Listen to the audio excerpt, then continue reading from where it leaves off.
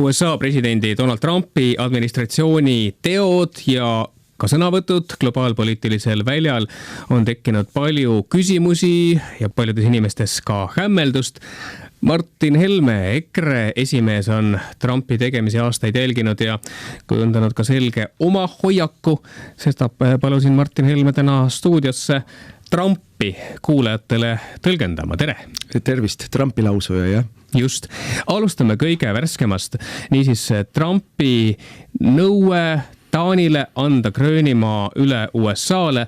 See on jätkuv, ta on seda korduvalt uuesti öelnud ja ega Trumpi administratsioon, kui ajakirjanikud on küsinud, ei ole välistanud ka jõu kasutamist selle eesmärgi saavutamisel. No paljudel inimestel, paljudel kuulajatel on ilmselt tekkinud küsimus, et mille poolest Trump nüüd Putinist erineb, et mille poolest Trumpi territoriaalne pretensioon Taanile erineb Putini nõudmisest, et Ida-Ukraina peab saama Venemaa osaks. Milline on teie tõlgendus? No ma arvan, et selline Trumpi ja Putini ühte patta panemine on üsna vilunud ja kulunud selline globalistlik või vasakpoolne narratiivi ehitamine, et me kõik teame, kuidas 2016. aastal ju täiesti valelike võltsitud argumentide pealt või dokumentide pealt väideti, et Trump on venelaste käsilane. Seda juttu siiamaani räägitakse, kuigi tänaseks päevaks on see kõik ümber lükatud.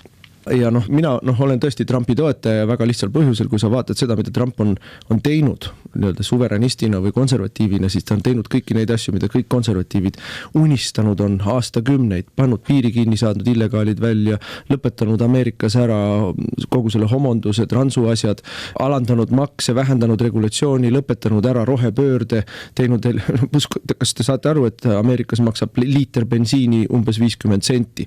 Et see, mida ta kõik teinud on see, mida ta on lubanud ja muu hulgas, kui nüüd inimesed hämmingus ütlevad, vaata, mis ta teeb Gröönimaal, vaata, mis ta teeb Iraanis, vaata, mis ta teeb Venezuelas, ka seda on ta lubanud. Aga meelest tuleb pidada, et Trump on lubanud, et temale ei meeldi või rääkinud sellest, et temale ei meeldi lõputud sõjad või igavesed sõjad. Ameerikas kasutatakse väljendit forever wars, sellepärast, et ta väga hästi saab aru, et need teenivad sõjatööstust, mitte rahvuslikke huve. Et rahvuslike huvide kaitsmiseks, nii kaubanduslikuks, julgeolekualaseks, ka kultuurilisest, kui me loeme Ameerika julgeolekustrateegiat, rahvusliku julgeolekustrateegiast, seal palju räägitakse kultuurilisest ja tsivilisatsioonilisest huvide kaitsmisest. Et siis sellest rääkis nii valimistel ju ette juba ja Gröönimaast rääkis kindlasti ette juba. No see ei ole nüüd, et siin ka muidugi ehitatakse hüsteeriat üles, et kohe läheb sõjaks NATO riikide vahel, see on kõik jamps, see on kõik bluff, see on Trumpi läbirääkimistaktikat osa, et esiteks ta ajab panused kõrgeks, teiseks ta tekitab vastaspooles segadust, et mis see siis täpselt on, mis tulemas on. Aga ma ikka kordan seda sama, et Putin ka ju väidab, et need on Venemaa strateegilised huvid, ka kultuuriline taust, sellepärast Ida-Ukraina tuleb üle anda Venemaale. Mille poolest erineb Trumpi ütlusest, et meil on ka strateegilised huvid, et Taani peab nüüd Gröönimaa andma USA-le? No ma saan aru, Eestis kõik mõtlevad kõiki asju ainult läbi Moskva, et see on minu meelest meile halb, et me kogu maailma vaatame ainult läbi ühe sellise lukuaugu ja see on, mida Venemaa arvab ja mida Venemaa teeb, et see on meie ajaloost ja meie positsioonist või kohast lähtuvalt on mõistetav see selline kiiks, aga see ei tule kasuks meile. Aga millest me peame rääkima või millest me peame aru saama, on see, et tõesti maailmakord on muutumas, see, mis pärast teist maailmasõda paika pandi, nii majanduslikud tasakaalu kui rahvusvahelised organisatsioonid, see, mis tänaseks päevaks on nii-öelda globalistlik reeglitepõhine maailm. See reeglitepõhine maailm on ju hävitamas Euroopa tsivilisatsiooni ja Trump on otsustanud selle globalistliku korra hävitada ennem, kui ta hävitab lääne tsivilisatsiooni, kristliku lääne tsivilisatsiooni, mille hulka Ameerika kuulub, mille hulka Euroopa kuulub. Ja selle nii-öelda korra lammutamise osa on nii see, mis toimub Lähis-Idas, nii see, mis toimub rohepöördega, kui see, mis toimub Venezuelas või ka Gröönimaaga. Nüüd, mis asemele tuleb? Kunagi ei ole niimoodi, et midagi kaob eest ära, eks ole, Nõukogude Liit lagunes, midagi tuli asemele. Et asemele on juba tulemas siis uus jõukeskuste poliitika ja neid jõukeskuste jõukeskusi on 3. Hiina, Ameerika ja kõige väiksem neist jõukeskustest, aga siiski omaette jõukeskus on Venemaa. Ja need 3 jõukeskust konkureerivad omavahel väga tihedalt väga olulistele asjadele, nii maavaradele kui strateegilistele piirkondadele, kui majanduslikule ülevõimule, petrodollar, see, mis Venezuela puhul ette heidetakse, et ta läks sinna nafta pärast, jah, aga mitte nii, nagu me aru saame, ta läks sinna sellepärast, et nafta hind oleks odav ja Ameerika dollar oleks edasi maailma reservvaluuta, et need on need asjad, millest tuleb aru saada. Ühesõnaga, kui me räägime nüüd Gröönimaast, siis Gröönimaa on 3 jõukeskuse jõukatsumise piirkond ja nüüd tuleb alla kriipsutada eurooplased selles mängus tegelikult sõnaõigust ei osa. Me Taanist üldse ärme räägi, eks ole, Taani on niikuinii väike riik, aga Euroopa, tervikuna Euroopa Liit või ka Euroopa suurriigid on siin lihtsalt kõrvaltvaatajad ja nii lihtsalt see on ja sellises olukorras me peame endalt küsima, et kelle edu on meie jaoks, Eesti jaoks, siis kõige positiivsem. Loomulikult me ei soovi, et Venemaa oleks edukas võidujooksus Arktikale, ammugi mitte Hiina, mis on võigas kontrollühiskond. Kui maailm koosneb 3 jõukeskusest ja need 3 jõukeskust omavahel jõudu katsuvad, siis mina hoian Ameerika poole või loodan, et ameeriklased on edukad, sest et me oleme siiski jätkuvalt nii-öelda liidus ameeriklastega.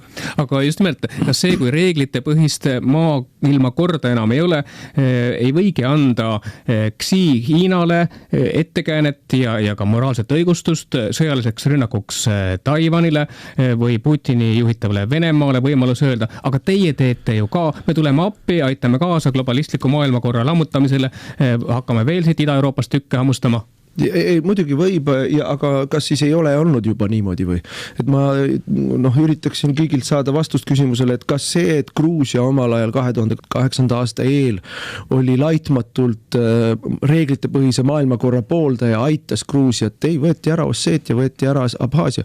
Kas see, et Ukraina oli tõesti eeskujulik rahvusvaheliste reeglite ja rahvusvaheliste institutsioonide ja lepingute järgija, näiteks Minski lepingud, kas see aitas tal, et Krimmi ära ei võetaks. Võeti Krimm ära ja mitte mingit kobinat ei olnud. Need samad rahvusvahelised organisatsioonid ja reeglite põhine maailm ei aidanud siin. Ei aidanud Gruusiat, ei aidanud Ukrainat. Nii et selles mõttes see, et meie oleme tublid ja meie pooldame seda korda, siis äkki meiega midagi ei juhtu, on ülimalt naiivne ja reaalsuses mitte toimiv lahendus, et seda maailmakorda enam niikuinii ei ole.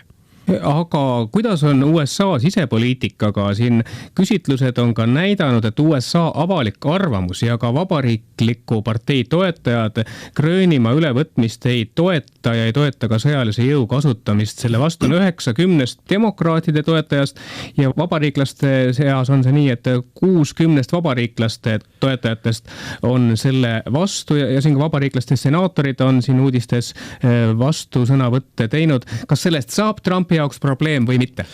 Kindlasti tuleb aru saada seda, et Ameerikas on umbes 1300 erinevat rohkem või vähem tõsiselt võetavat küsitlusfirmat ja väga paljud neist on nii-öelda parteiliselt kallutatud või oma poliitilise eelistatusega, et kui vaadata küsitlusi laiemalt, siis on Trump üks kõigi aegade, faktiliselt selle sajandi kõige populaarsem president oma esimese ametiaja lõpul. Ei Obama, Biden, Bush ega ka Trump oma esimesel ametiajal ei olnud 1 aasta pärast ametisse vannutamist nii populaarne, kui praegu Trump on.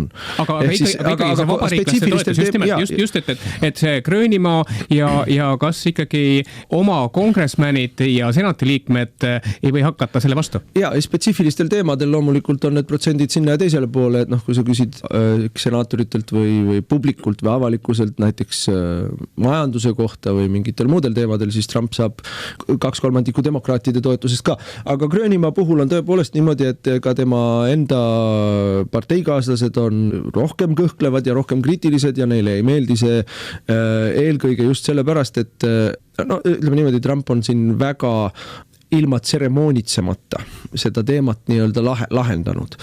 Aga see on avalikkusele esitatav pilt, et tegelikult millest meil Eestis väga vähe räägitakse või üldse ei räägita, on see, et Gröönimaa ei ole ka Taani sisepoliitikas nii üldse üheselt võetav teema, et ma olen ju rääkinud Taani rahvuslastega ja seal on juhtumas see, mis meil juhtus siin, kui Kaja Kallas sai sõjaprintsessiks, et meil on, Taanis on ebapopulaarne vähemusvalitsust juhtiv vasakpoolne valitsusjuht, kellel on valimised tulemas ja kes on nüüd avastanud, et ta on rohkem rahvuslik ja rohkem nii-öelda jõupoliitika või rahvuslike uhkuse ja rahvuslike huvidest seisev kui ükski päris rahvuslane või päris parempoolne või konservatiiv. Nii et ta on teinud sellest sellise vasturinda tagumise teema, aga samal ajal Gröönimaa ei ole taanlaste jaoks kunagi olnud mingi selline sama ema territoorium, nagu näiteks on Taani enda saared või Fääri saared, et Gröönimaa on peavalu neile olnud kogu aeg, nad maksavad sellele kohutavalt peale, Gröönimaal ei ela taanlased, vaid nii-öelda pärismaalased.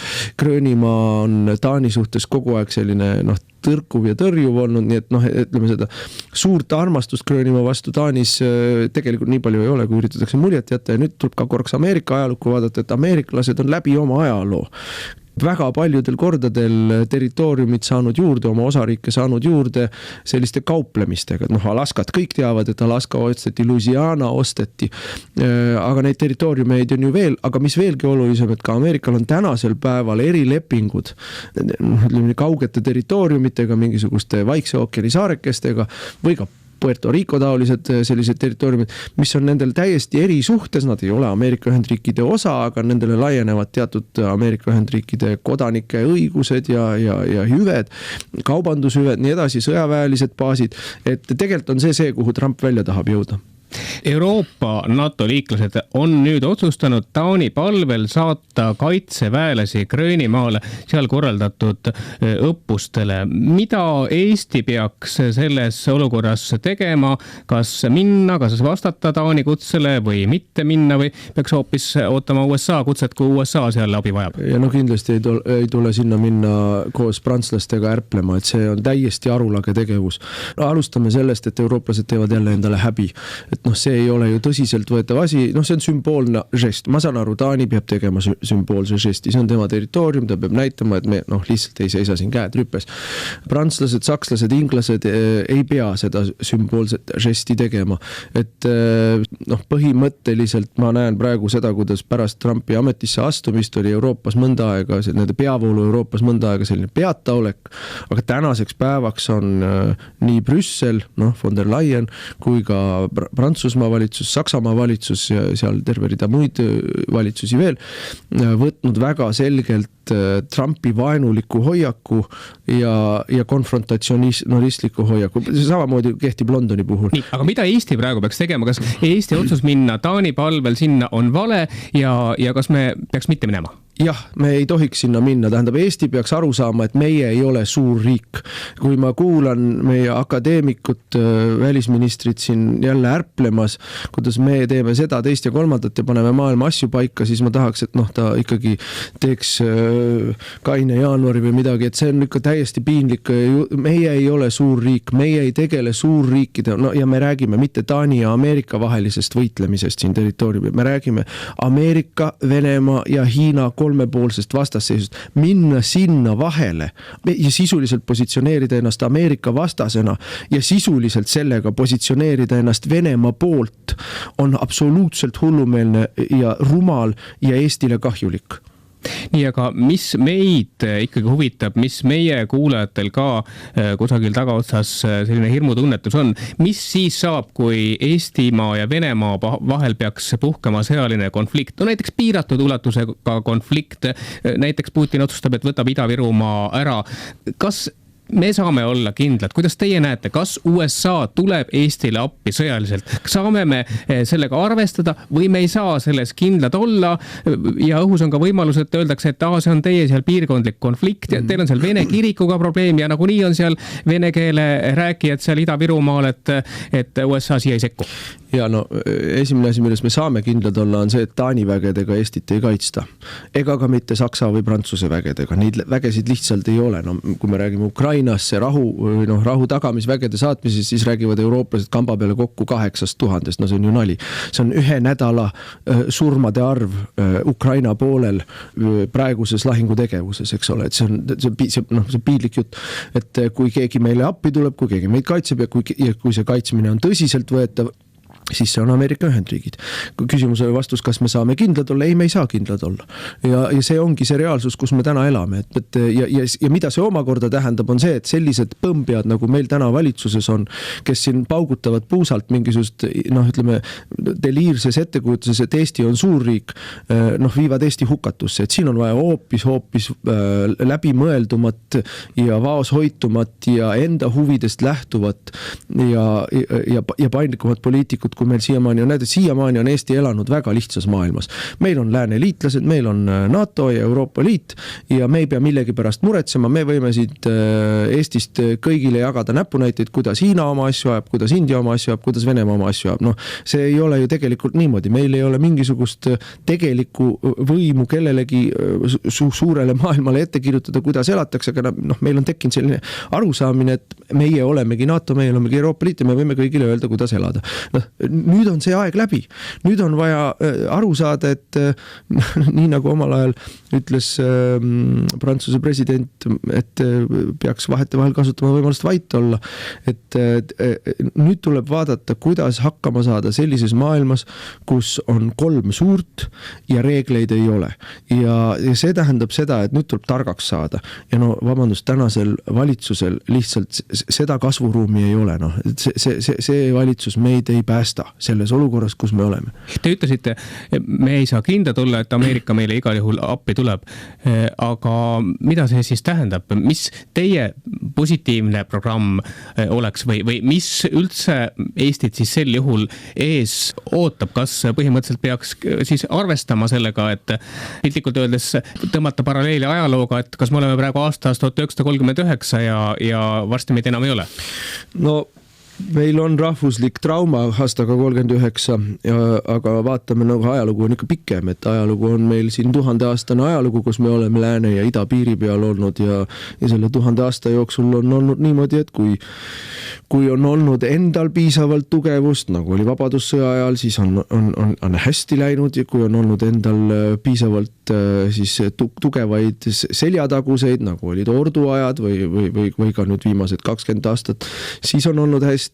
Aga kui ei ole niimoodi, siis on läinud halvasti, et ega meie oma ajaloolisest piirkonnast, ajaloolisest naabrist ju pääsu ei ole. Ja see tähendabki seda, et 2 asja, millele tuleb rõhku panna, või 3 tegelikult ma rõhutaksin. Esimene on siseriiklik ühtsus. Siseriikliku ühtsuse lammutamisega on meil liberaalid tegelenud alates kooseluseaduse läbisurumisest ja lammutavad edasi. Ja selle taastamine on erakordselt keeruline. Teine on iseseisev kaitsevõime, et sellest algab kõik, kui meil endal ei ole võimekust elementaarset iseseisvat kaitset püsti panna, siis ega liitlastest kasu ei ole. Ja 3 on, kui me teame, et maailmas on 3 suurt jõukeskust, siis me peame tegema panuse, kellega me tahame hästi läbi saada, kelle leeris me oleme, kes meie huvidest ka välja astub. Ja minu meelest on siin nii lihtne. Venemaa leeris me olla ei taha ja see ei tule kõne allagi. Hiina leeris me olla tegelikult ei tahagi ja see ka meid eriti ei aita ja pealekauba on Hiina praegu Venemaaga pundis. Järele jääb Ameerika ehk siis head suhted Ameerika Ühendriikidega, veelgi konkreetsemalt head suhted Trumpi administratsiooniga. Kas Trump on nõus, soovib ta meid oma leeris hoida? On see talle üldse oluline? Minu tunnetus on see, et Eesti geograafiline asukoht huvitab ameeriklasi väga. See, mis siin toimub, huvitab neid vähem. Neid huvitab see, kui sa jälle loed Ameerika Ühendriikide rahvusliku julgeolekustrateegiat, siis nad ütlevad, et neid ei huvita teiste riikide sisepoliitika ega see, mismoodi seal valitsetakse, neid huvitab see, et ükski riik ei viiks ellu poliitikat, mis on Ameerikale kahjulik. See on see ja siis nad sekkuvad, kui viiakse ellu poliitikat, mis on kahjulik. See tuli välja Venezuelas, see tuleb välja nii mõneski teeskohas. Aga asukohana, kui me räägime Gröönimaast, siis kui te vaatate maakerat nii-öelda ülevalt poolt, sealt põhjapooluse poolt, siis ega Eesti on ikkagi enam-vähem samas sektoris kogu Skandinaaviaga, kui on Gröönimaa. Ehk siis see asukoht on ameeriklaste jaoks oluline ja ma ei näe ühtegi mõistlikku põhjust, ühtegi ratsionaalset põhjust, miks ameeriklased peaksid lihtsalt niisama selle Baltikumi või Läänemere regiooni ära andma. Seda ma küll ei ole kindel, et nad seda millegi vastu ära ei vaheta, aga et nad lihtsalt niisama annavad meid ära, no see ei ole nende huvides. Ja nüüd on meie huvides ja meie tööülesanne teha neile selgeks, et meid ei tohi ka ära vahetada või noh, öelda, et me oleme liiga kallis kaup, et mingi pudi vastu kuskil ära vahetada. Et see on meie töö, mitte ärbelda siin Gröönimaa ja Taanimaa teemal. Aitäh, Martin Helme, EKRE esimees tulemast stuudiosse. Rääkisime Donald Trumpi administratsiooni tegudest ja sõnavõttudest ja nende tähendustest meile siin Eestis.